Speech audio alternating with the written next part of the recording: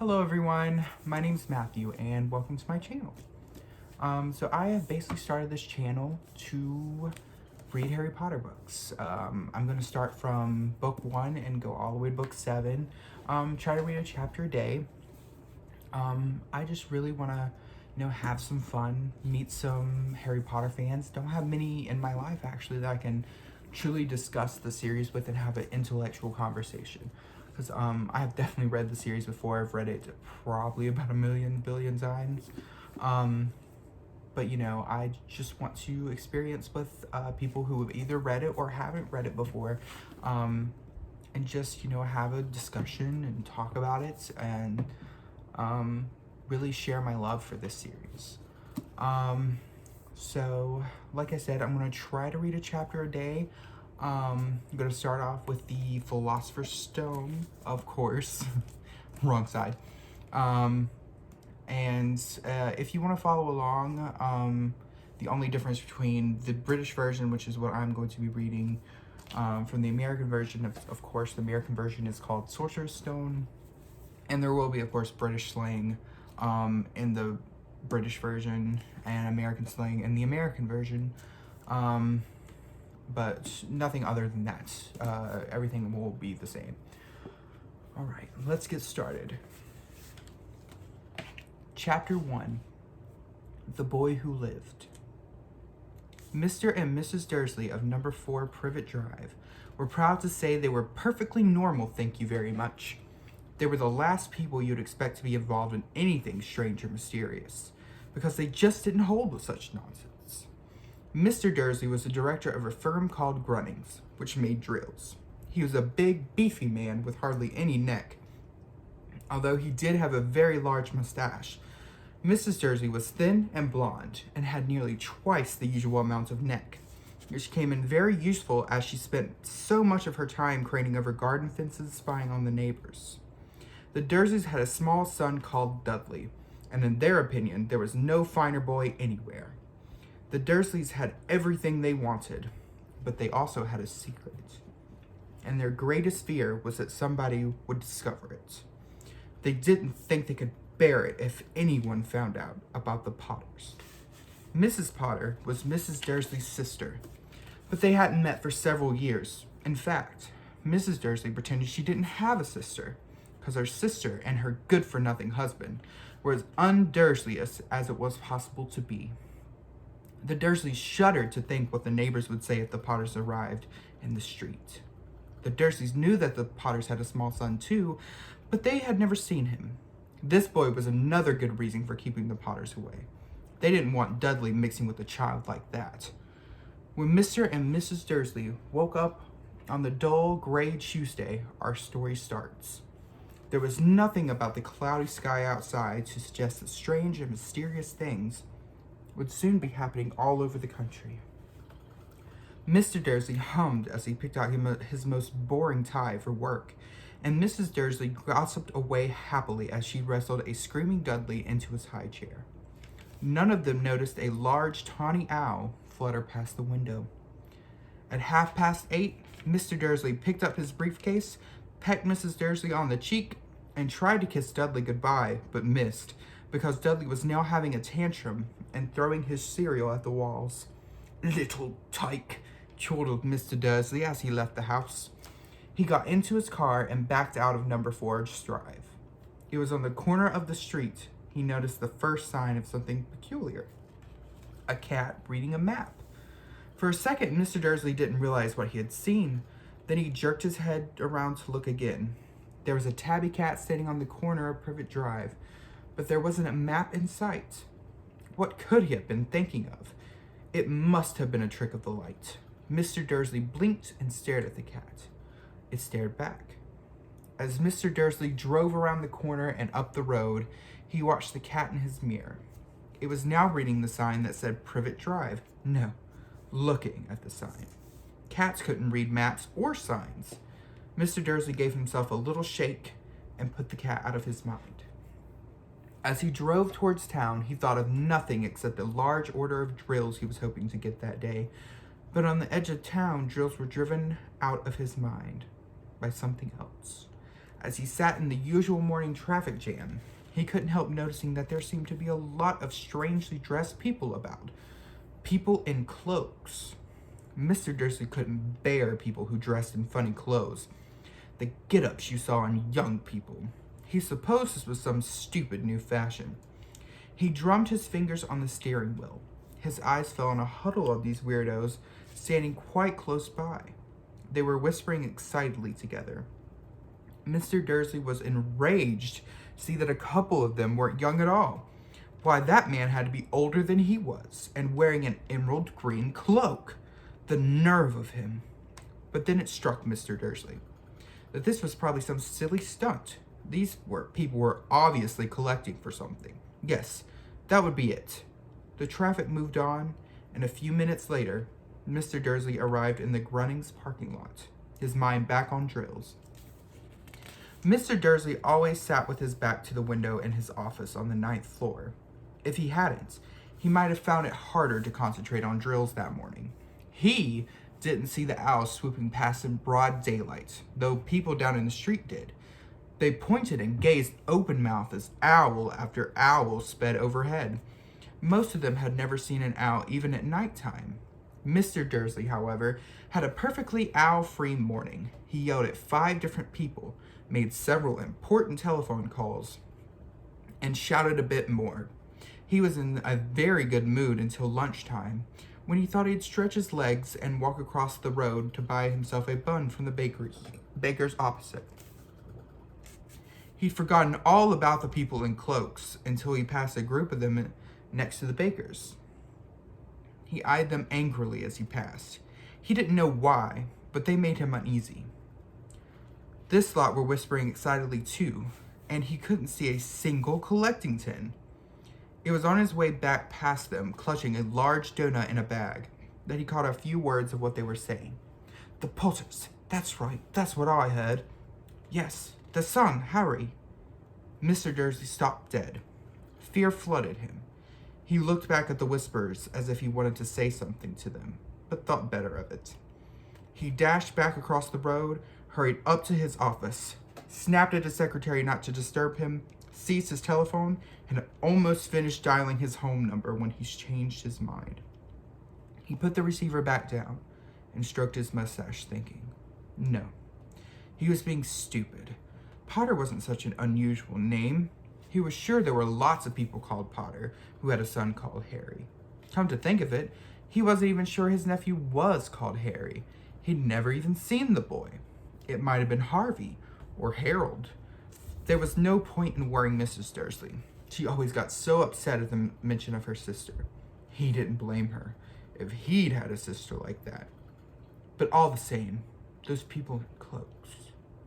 He found it a lot harder to concentrate on drills that afternoon, and when he left the building at 5 o'clock, he was still so worried that he walked straight into someone just outside the door. Sorry, he grunted, as the tiny old man stumbled and almost fell. It was a few seconds before Mr. Dursley realized that the man was wearing a violet cloak. He didn't seem at all upset about being almost knocked to the ground. On the contrary, his face split into a wide smile, and he said in a squeaky voice that made passers-by stare, "Don't be sorry, my dear sir, for nothing could upset me today. Rejoice, for he who must not be named has gone at last. Even muggles like yourself should be celebrating this happy, happy day." And the old man hugged Mr. Dursley around the middle and walked off. Mr. Dursley stood rooted to the spot. He had been hugged by a complete stranger. He had also thought he had been called a muggle, whatever that was. He was rattled. He hurried to his car and set off home, hoping he was imagining things, which he had never hoped before, because he didn't approve of an imagination. As he pulled into the driveway of number 4, the first thing he saw, and it didn't improve his mood, was the tabby cat he had spotted that morning. It was now sitting on his garden wall. He was sure it was the same one. It had the same markings around its eyes. "Shoo!" said Mr. Dursley loudly. The cat didn't move. It gave him a stern look. Was this normal cat behavior, Mr. Dursley wondered? Trying to pull himself together, he let himself into the house. He was still determined not to mention anything to his wife. Mrs. Dursley had a nice, normal day. She told him all over dinner about Mrs. Next Door's problem with her daughter, and how Dudley had learned a new word, shan't.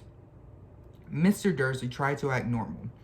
When Dudley had been put to bed, he went into the living room in time to catch the last report on the evening news.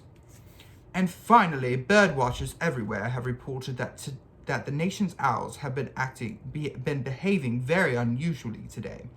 Although owls normally hunt at night and are hardly ever seen at daylight, there have been hundreds of sightings of these birds flying in every direction since sunrise. Experts are unable to explain why the owls suddenly changed their sleeping patterns. The newsreader allowed himself a grin. Most mysterious. And now over to Jim McGuffin with the weather. Going to be any more showers of owls tonight, Jim? Well, Ted, said the weatherman, I don't know about that, but it's not only the owls that have been acting oddly today. Viewers as far apart as Kent, Yorkshire, and Dundee have been phoning in to tell me that instead of rain I promised yesterday, they've had a downpour of shooting stars. Perhaps people have been celebrating bonfire night early. It's not until next week, folks, but I can promise a wet night tonight. Mr. Dursley sat frozen in his armchair. Shooting stars all over Britain, owls flying by daylight, mysterious people in cloaks all over the place, and a whisper about the Potters. Mrs. Dursley came into the living room carrying 2 cups of tea. It was no good. He'd have to say something to her. He cleared his throat nervously. Petunia, dear. Have you heard from your sister lately, have you? As he had expected, Mrs. Dursley looked shocked and angry. After all, they normally pretended she didn't have a sister. No, she said sharply. Why? Funny stuff on the news, Mr. Dursley murmured. Owls, shooting stars, and there were lots of funny-looking people in town today. So, snapped Mrs. Dursley. Well, I just thought maybe it was something to do with, you know, her lot. Mrs. Dursley sipped her tea through pursed lips. Mr. Dursley wondered whether he dared tell her he had heard the name Potter. He decided he didn't dare. Instead, he said as casually as he could, their son. He'd be about Dudley's age now, wouldn't he? I suppose so, said Mrs. Dursley stiffly. What's his name again? Howard, isn't it? Harry. Nasty common name, if you ask me. Oh, yes, said Mr. Dursley, his heart sinking hardly. Yes, I quite agree. He didn't say another word on the subject as they went upstairs to bed. While Mrs. Dursley was in the bathroom, Mr. Dursley crept to the bedroom window and peered down into the front garden. The cat was still there. It was staring down at Privet Drive as though it were waiting for something. Was he imagining things? Could all this have anything to do with the Potters? If it did, if it got out that they were related to a pair of, well, he didn't think he could bear it. The Dursleys got into bed. Mrs. Dursley fell asleep quickly, but Mr. Dursley lay awake, turning it all over in his mind. His last comforting thought before he fell asleep was that even if the Potters were involved, there was no reason for them to come near him and Mrs. Dursley. The Potters knew very well what he and Petunia thought about them and their kind. He couldn't see how he and Petunia could get mixed up in anything that might be going on. He yawned and turned over. It couldn't affect them. How very wrong he was. Mr. Dursley might have been drifting into an uneasy sleep. The cat on the wall outside was showing no sign of sleepiness. It was sitting as still as a statue, its eyes fixed unblinkingly on the far corner of Privet Drive. It didn't so much as quiver when a car door slammed in the next street, nor when 2 owls swooped overhead. In fact, it was nearly midnight before the cat moved at all. A man appeared on the corner the cat had been watching. appeared so suddenly and silently, you'd have thought he had just popped out of the ground. The cat's tail twitched and its eyes narrowed. Nothing like this man had ever been seen in Privet Drive. He was tall, thin, and very old, judging by the silver of his hair and beard, which were both long enough to tuck into his belt. He was wearing long robes, a purple cloak which swept the ground, and high-heeled buckled boots. His blue eyes were light, bright, and sparkling behind half-moon spectacles, and his nose was very long and crooked, as though it had been broken at least twice. This man's name was Albus Dumbledore. Albus Dumbledore didn't seem to realize that he had just arrived in a street where everything from his name to his boots was unwelcome. He was busy rummaging in his cloak, looking for something. But he did seem to realize he was being watched, because he looked up suddenly at the cat, which was still staring at him from the other end of the street. For some reason, the sight of the cat seemed to amuse him. He chuckled and muttered, "I should have known." He had found what he was looking for. In his inside pocket, it seemed to be a silver cigarette lighter. He flicked it open, held it up in the air, and clicked it. The nearest street lamp went out with a little pop. He clicked it again. The next lamp flickered into darkness. 12 times he clicked the put-outer until the only lights left in the whole street were 2 tiny pinpricks in the distance, which was the eyes of the cat watching him. If anyone looked out their window now, even beady-eyed Mrs. Dursley, they wouldn't be able to see anything that was happening down on the pavement. Dumbledore slipped the put-outer back inside his cloak and set off down the street towards number 4, where he sat down on the wall next to the cat. He didn't look at it, but after a moment, he spoke to it. "Fancy seeing you here, Professor McGonagall." He turned to smile at the tabby, but it had gone. Instead, he was smiling at a rather severe-looking woman who was wearing square glasses exactly the same shape of the markings the cat had around its eyes. She, too, was wearing a cloak, an emerald one. Her black hair was drawn into a tight bun, and she looked distinctly ruffled. How did you know it was me?" she asked. "My dear Professor, I've never seen a cat sit so stiffly." "You'd be stiff too if you'd been sitting on a brick wall all day," said Professor McGonagall. "All day, when you could have been celebrating. I must have passed a dozen feasts and parties on my way here."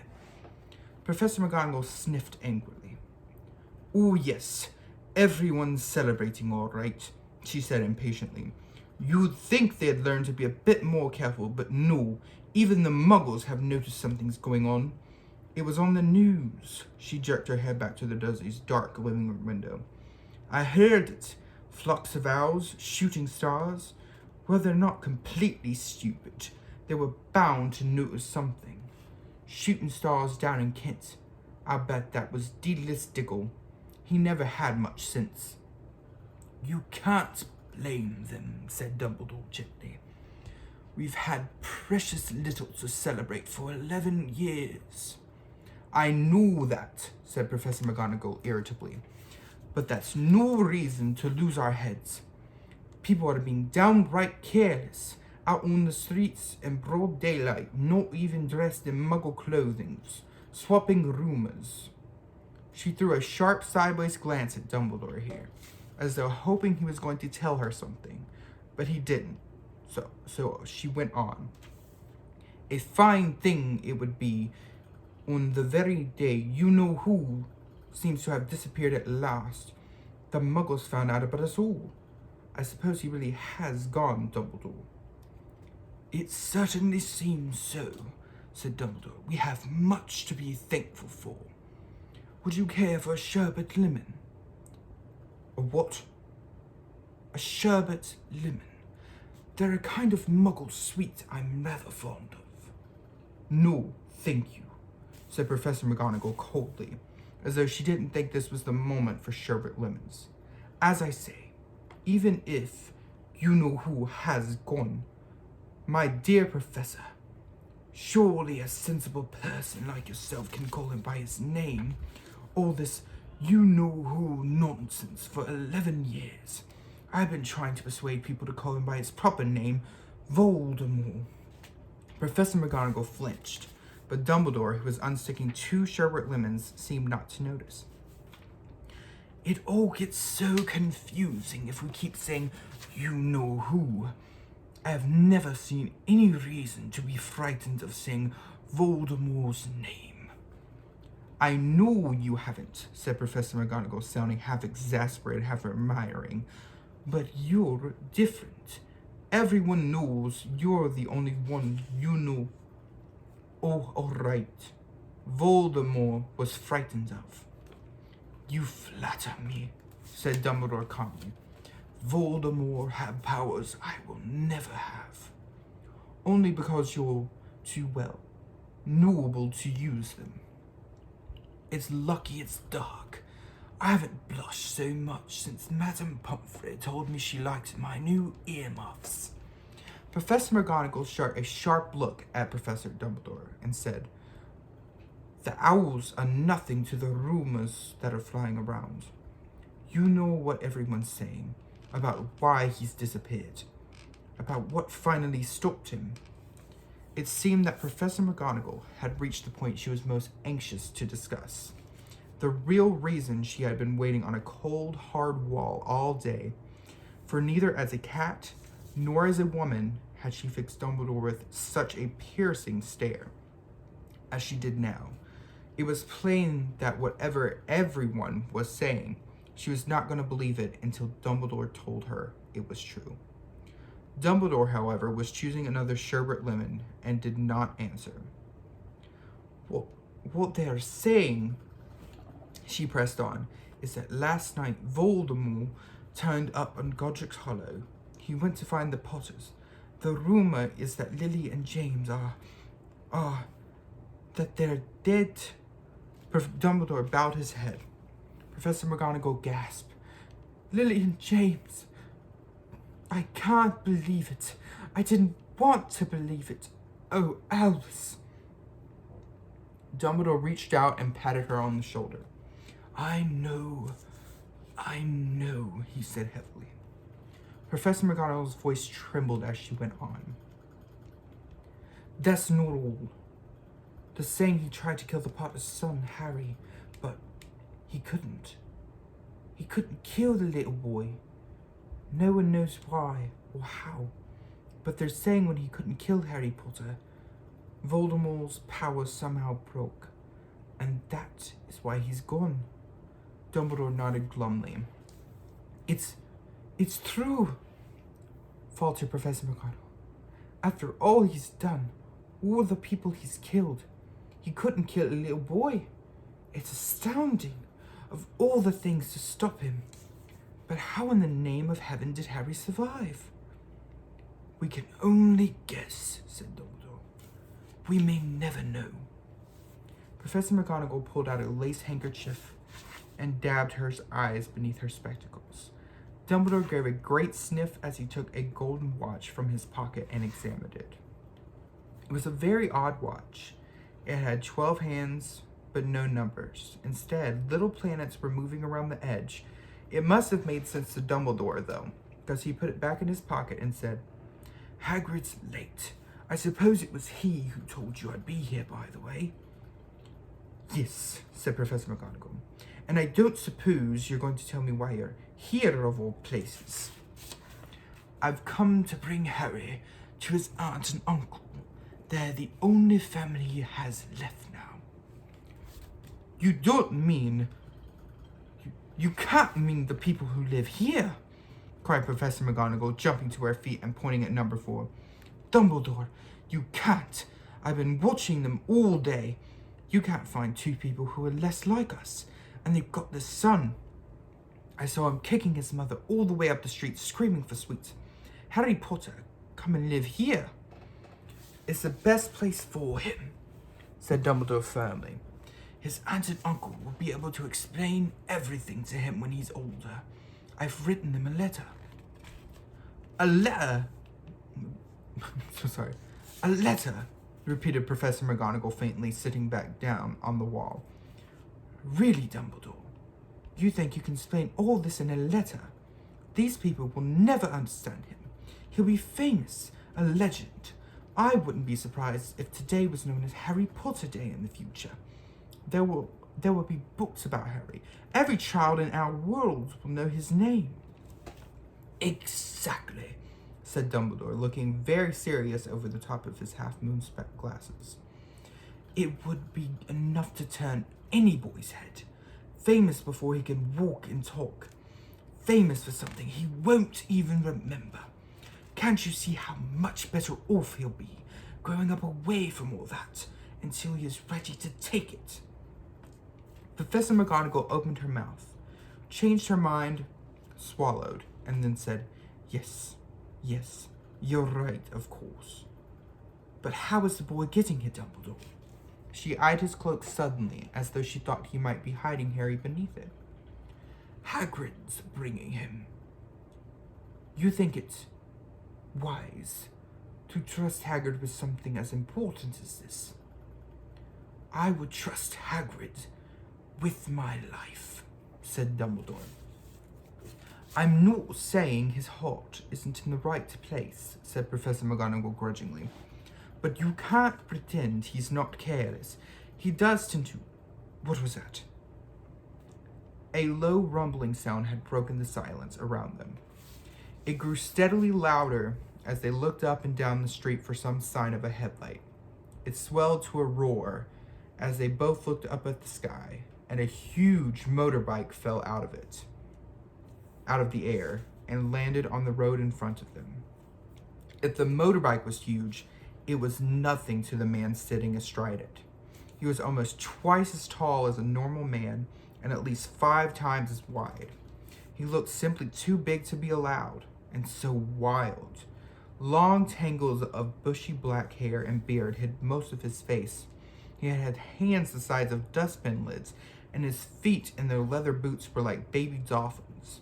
In his vast muscular arms, he was holding a bundle of blankets. Hagrid, said Professor Dumbledore, sounding relieved. At last. And where did you get that motorbike? Borrowed it, Professor Dumbledore, sir, said the giant, climbing carefully off the motorbike as he spoke. Young Sirius Black lit into me. I've got him, sir. No problems, No problems, were there? No, sir. House almost destroyed, but I got him out all right before the muggles started swarming around. He fell asleep just as we were flying over Bristol. Dumbledore and Professor McGonagall bent forward over the bundle of blankets inside. Just visible was a baby boy, fast asleep under a tuft of jet black hair. Over his forehead, they could see a curiously shaped cut like a bolt of lightning. Is that where? Whispered Professor McGonagall. Yes, said Dumbledore.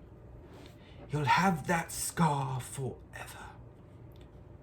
Couldn't you do something about it, Dumbledore? Even if I could, I wouldn't. Scars can come in useful. I have one myself above my left knee, which is a perfect map of the London Underground. Well, give him here, Hagrid. We'd better get this over with. Dumbledore took Harry in his arms and turned towards the Dursleys' house. Could I say goodbye to him, sir? asked Hagrid. He bent his great shaggy head over Harry and gave him what must have been a very scratchy, very whiskery kiss. Then suddenly, Hagrid let out a howl like a wounded dog. Shh, hissed Professor McGonagall. You'll awake the muggles. Sorry, sobbed Hagrid. But I can't stand it. Lily and James dead, and poor little Harry off to live with muggles. Yes, it's all very sad. But get a grip on yourself, Hagrid, or we'll be found. Professor McGonagall whispered, patting Hagrid gingerly on the arm. As Dumbledore stepped over the low garden wall and walked to the front door, he laid Harry gently on the doorstep, took a letter out of his cloak, tucked it inside Harry's blankets, and then came back to the other two, For a full minute, the three of them stood and looked at the little bundle. Hagrid's shoulders shook. Professor McGonagall blinked furiously, and the twinkling light that usually shone from Dumbledore's eyes seemed to have gone out. "Well," said Dumbledore finally, "that's that. We've no business staying here. We may as well go and join the celebrations." "Yeah," said Hagrid in a muffled voice. "I'd best be getting this bike away. Good night, Professor McGonagall." "Professor Dumbledore, sir." Wiping his streaming eyes on his jacket sleeve, Hagrid swung himself on the motorbike and kicked the engine into life. With a roar, it rose into the air and off into the night. "I shall see you soon, I expect, Professor McGonagall," said Dumbledore, nodding to her. Professor McGonagall blew her nose in reply. Dumbledore turned and walked back down the street. On the corner, he stopped and took out the silver put-outer. He clicked it once, and 12 balls of light sped back into their street lamps, so that Privet Drive glowed suddenly orange, and he could just make out a tabby cat slinking around the corner at the other end of the street. He could just see the bundle of blankets on the steps of number 4. "Good luck, Harry," he murmured. He turned on his heel, and with a swish of his cloak, he was gone. A breeze ruffled the neat hedges of Privet Drive, which lay silent and tidy under the inky sky, the very last place you would expect astonishing things to happen. Harry Potter rolled over inside his blankets without waking up. One small hand closed on the letter beside him, and he slept on, not knowing he was special, not knowing he was famous, not knowing he would be woken in a few hours' time by Mrs. Dursley's scream as she opened the front door to put out the milk bottles, nor that he would spend the next few weeks being prodded and pinched by his cousin Dudley. He couldn't know that at this very moment, people meeting in secret all over the country were holding up their glasses and saying in hushed voices, "To Harry Potter, the boy who lived." All right. So that was chapter 1 of Harry Potter and the Philosopher's Stone. I hope you enjoyed it. I do apologize for my Professor McGonagall voice. I promise I will work on that, as well as my Hagrid voice. Really just voicing in general. First time doing anything like that, but I will work on that. Also, if anybody does watch, just let me know in the comments if you prefer the regular passages read in a British accent, or if it's alright doing it just in my regular voice. Anyways, we'll be back tomorrow with chapter 2. Thank everyone for watching. If anybody does watch, can't wait to see you tomorrow. Have a good night.